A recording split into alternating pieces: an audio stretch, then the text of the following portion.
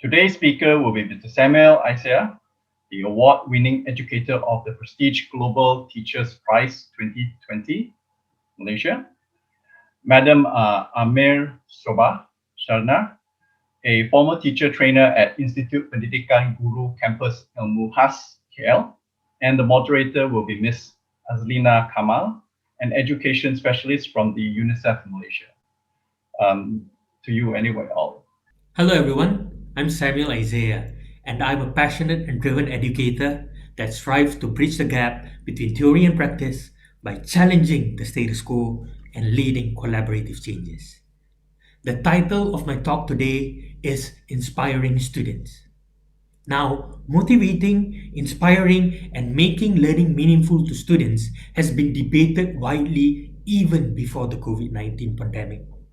However, its significance has been vividly experienced as teachers now find it challenging to engage with their students, especially with the ever changing and evolving circumstances of education. This also relates to how students are now encouraged to find motivation in learning beyond the accustomed context of examinations and memorization. Therefore, in my talk today, I'll be highlighting three valuable points and insights from my experience as an educator and leader on how both students and teachers can learn from one another, not just to inspire, but to create a meaningful learning experience together. Now, my first point is this: inspiring students through meaningful learning. I believe that this is one of the best ways to inspire learners to connect with lessons and fundamentally be obsessed with the learning experience. Now, how is this achieved? Listen closely.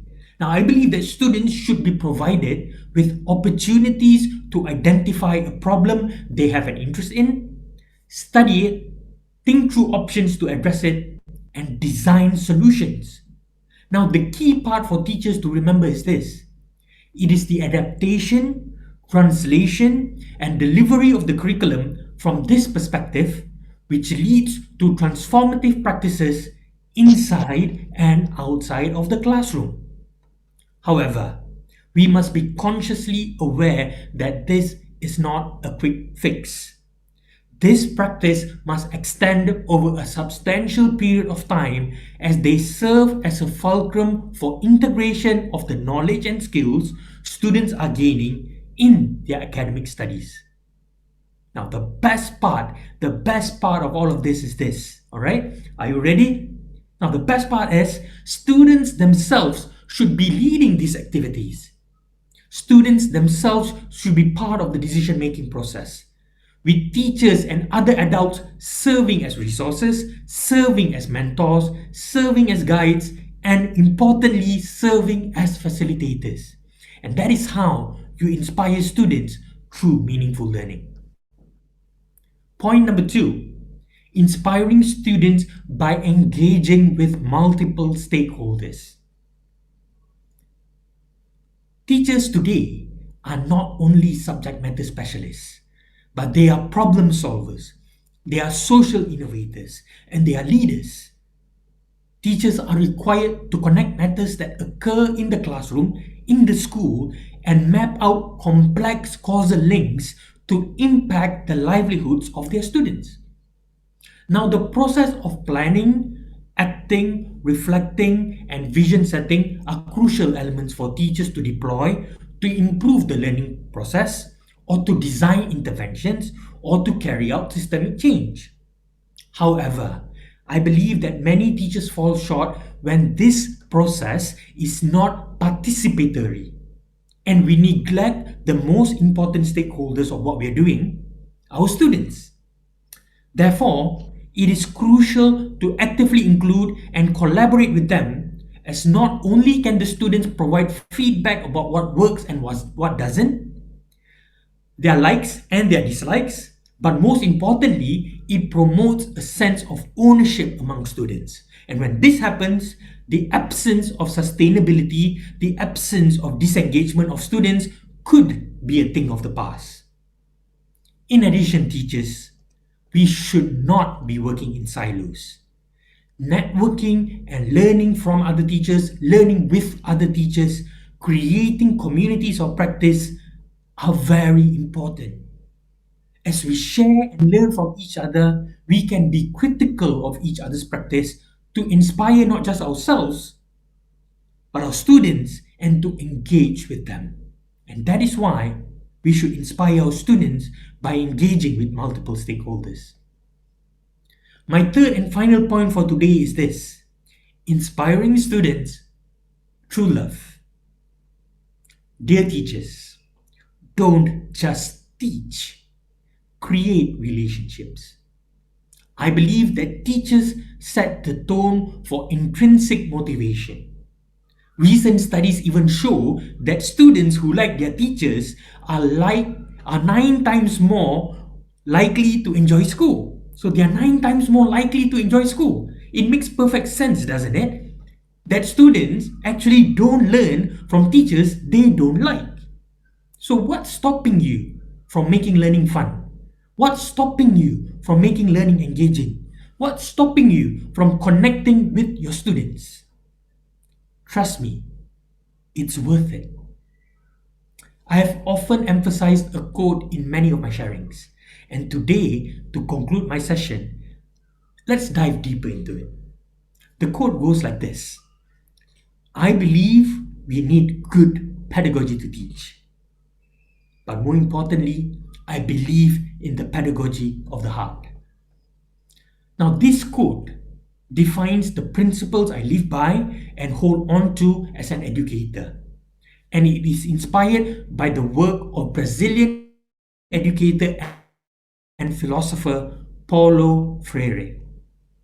In his book, The Pedagogy of the Heart, he encourages educators to develop transformative theories and practices by providing students with authentic, explorative opportunities to learn.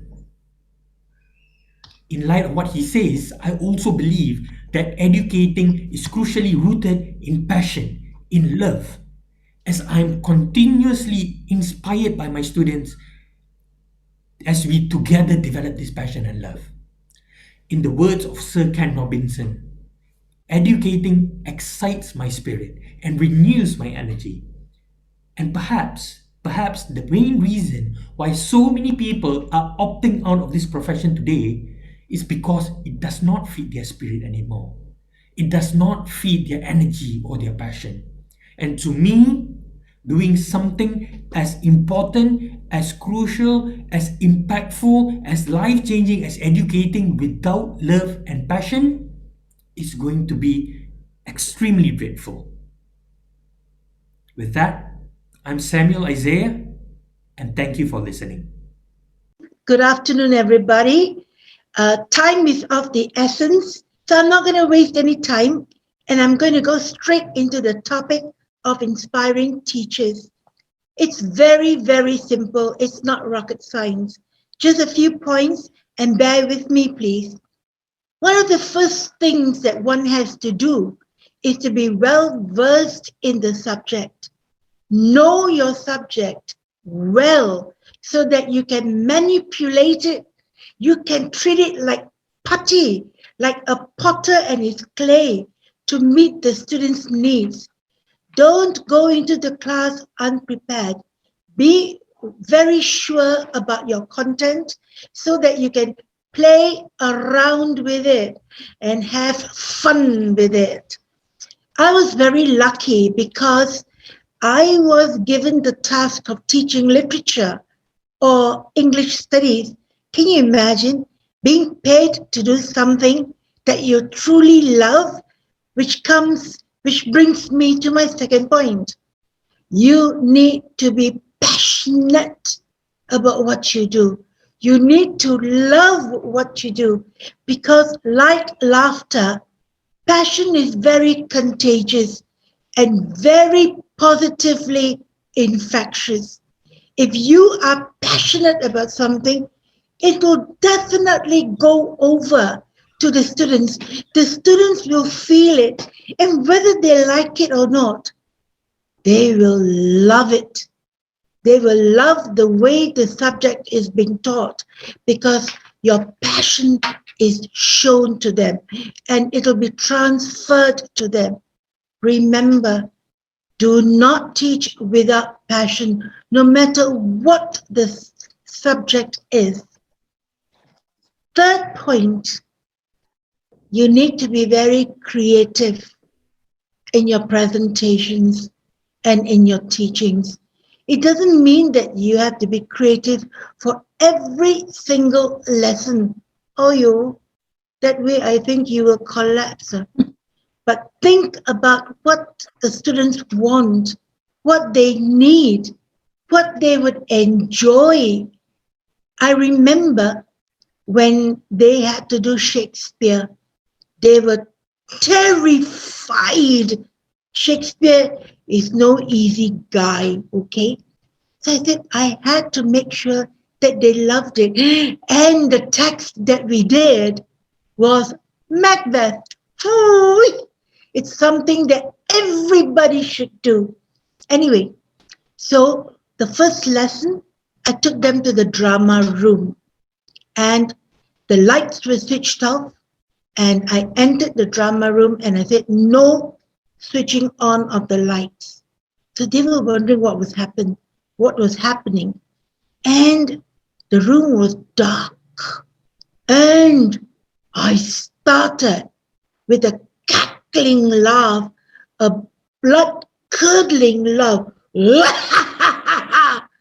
And they got terrified and I could hear some commotion and moving around. And then they wanted to switch on the lights. I said, no, wait. And then I quoted some lines from Macbeth. It's actually quite unlucky to quote lines, but never mind, let me quote a little bit for you. Double, double, toil and trouble, fire burn, and cauldron bubble. They got scared.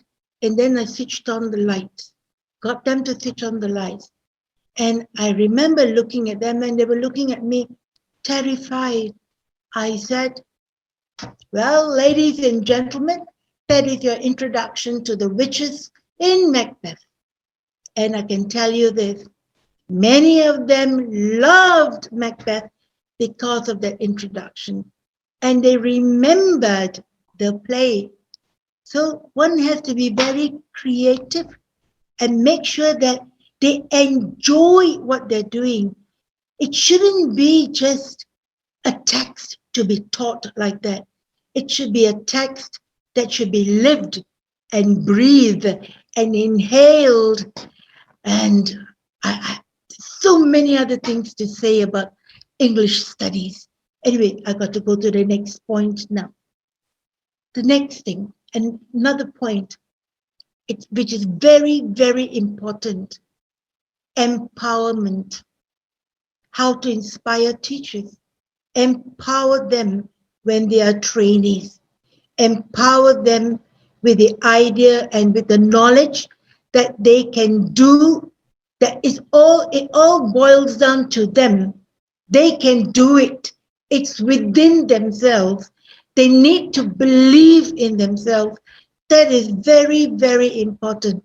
Believe in oneself and believe in your power to change lives, to transform lives. I remember giving them little doses of success.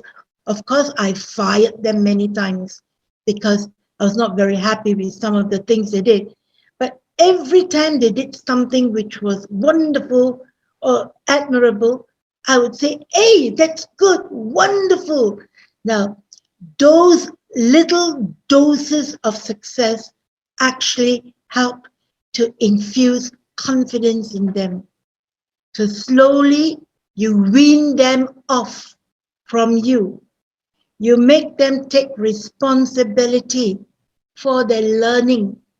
And slowly you find, hey, oh my God, these are young adults who have so much of confidence in doing what they want to do.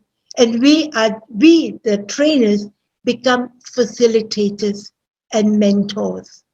So it's a change from being a teacher to a facilitator and a mentor.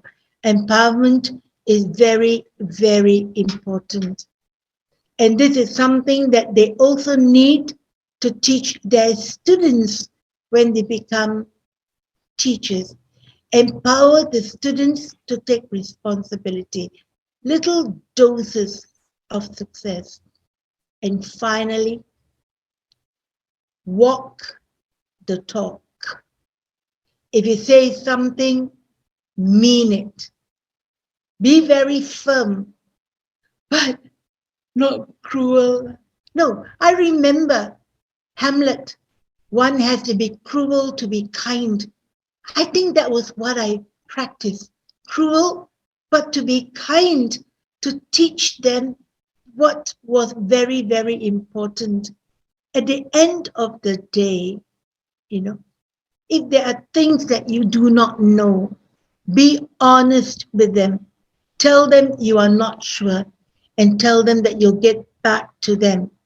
Be honest, be frank, be open with them.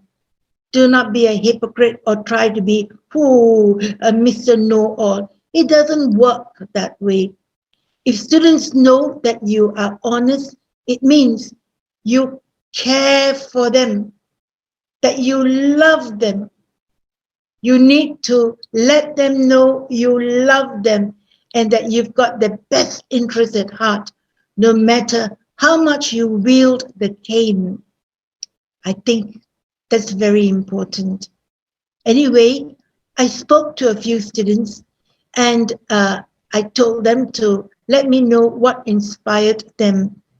And I would like to share maybe one or two videos with you. Since time is of the essence, I can't share every single thing. But please watch the short videos, and it's from the horse's mouth. And let me tell you, these horses have got very good quality. Okay, so here goes. Here are the videos. My name is Dr. Abdullah Muhammad Nawi, and I am the Assistant Dean for External and Global Engagement for the Faculty of Social Sciences and Humanities, UTM. Now, truthfully speaking, I was terrified of her. I mean, wow, back then.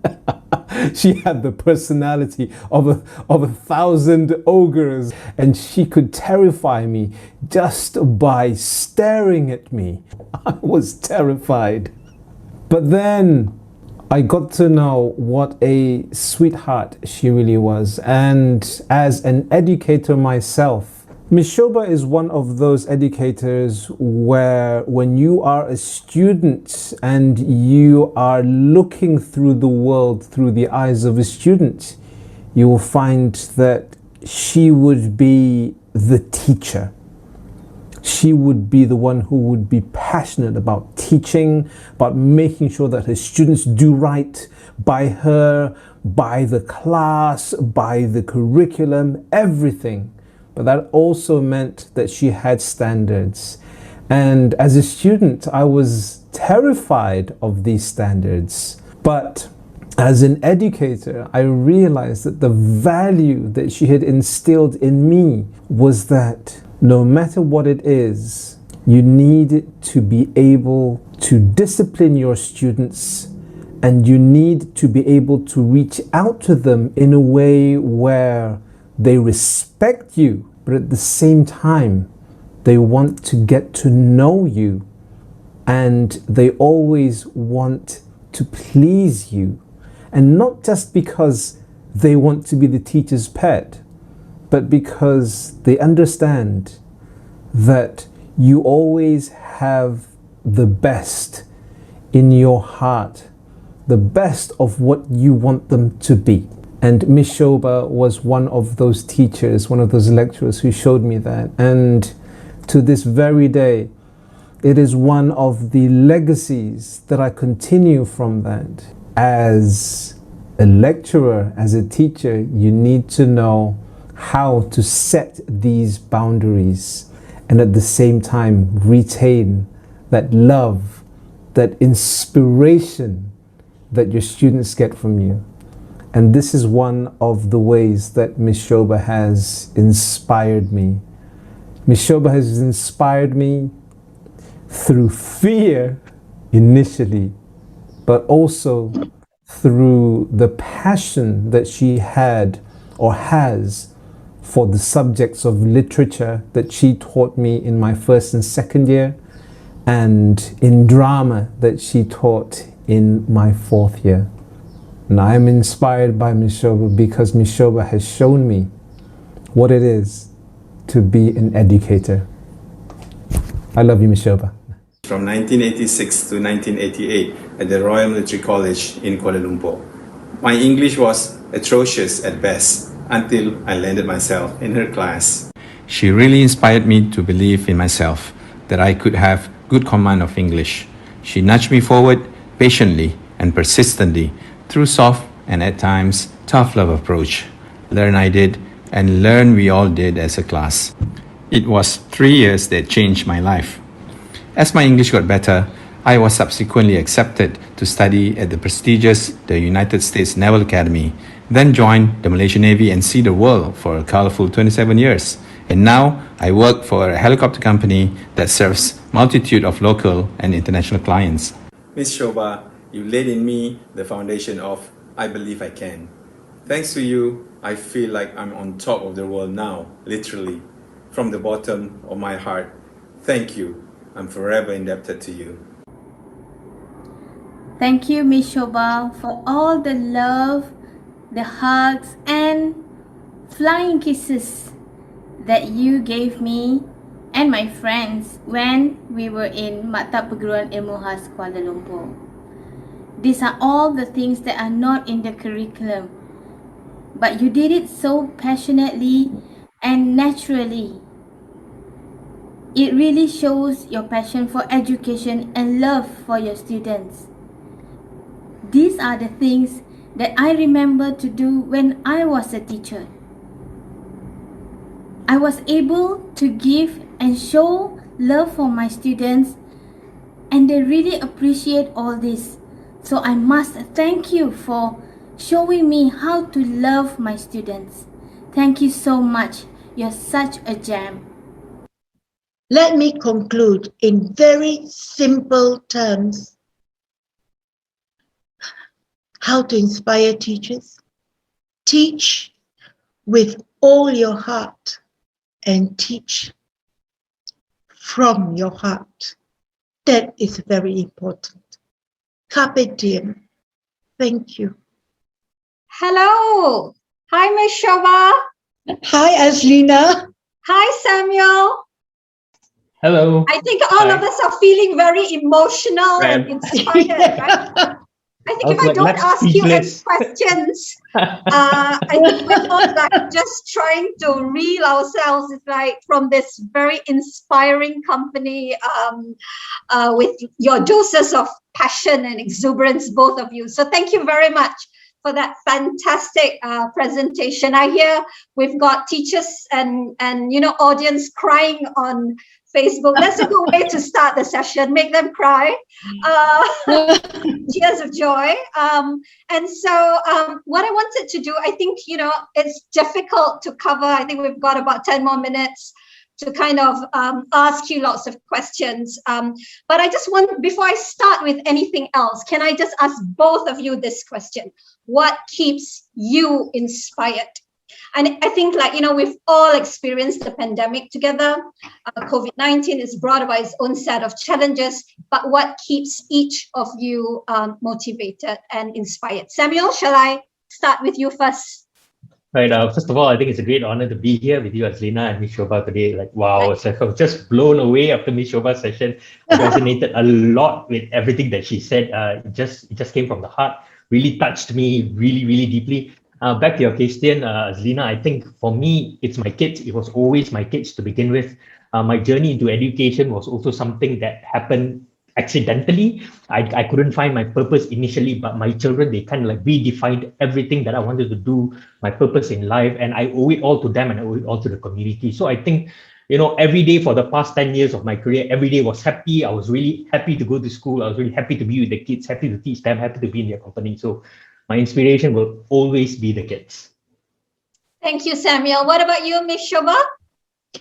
Well, first of all, yep. Hi, everybody. Thank you for your kind words, Samuel. Azlina, nice to see you. Okay, time is not on our side. What inspired me? I love literature. It's in my blood. Really, Miss Shobha? I couldn't tell. I think it started from my family because my dad used to regale us with stories, and he would inject so much of humor and expression that we just loved listening to him.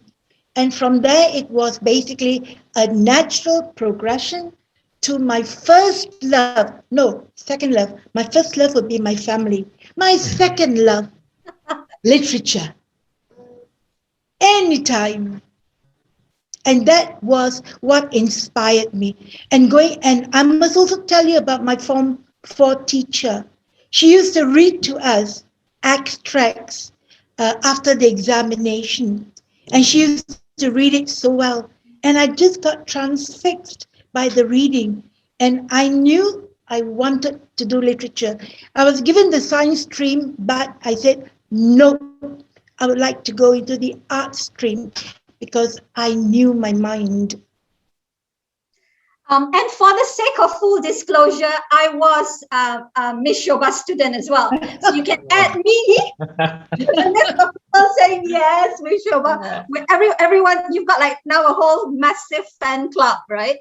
But I was struck by so I just wanted to say I was really happy to be asked to moderate this session, because I think for the past 2 days, we've had all this fantastic presentations, discussion on technology, applications, resources, which are really helpful for teachers. But I think the fantastic thing about this session is that, we're distilling down to the essence of the whole teaching and learning process and education, which is teachers and students. And I think you are both such fantastic champions and ambassadors in terms of, showing what it's like to be such inspirational figures. So my next question, I'm also like racing so that I ask you.